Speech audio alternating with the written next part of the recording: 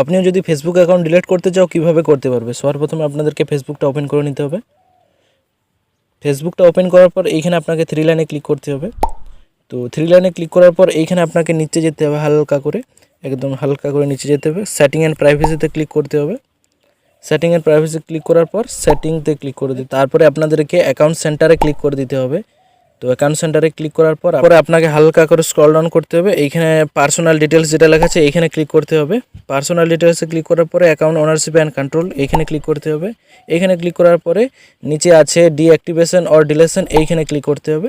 এইখানে ক্লিক করার পরে ফেসবুকে আপনাকে ক্লিক করে দিতে হবে। ফেসবুক ক্লিক করার পর প্রথমে আছে ডিঅ্যাক্টিভেট। আপনি যদি অ্যাকাউন্টটা ডিঅ্যাক্টিভেট করতে চাও তো প্রথমেটা সিলেক্ট করতে পারো, আর ডিলিট করতে চাও তো দ্বিতীয়টা সিলেক্ট করে কন্টিনিউতে ক্লিক করে দিতে হবে।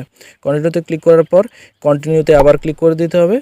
তারপরে আপনাকে আবার কন্টিনিউতে ক্লিক করে দিতে হবে। এখান থেকে আবার কন্টিনিউতে নিচে ক্লিক করে দিতে হবে। তো কন্টিনিউতে আমি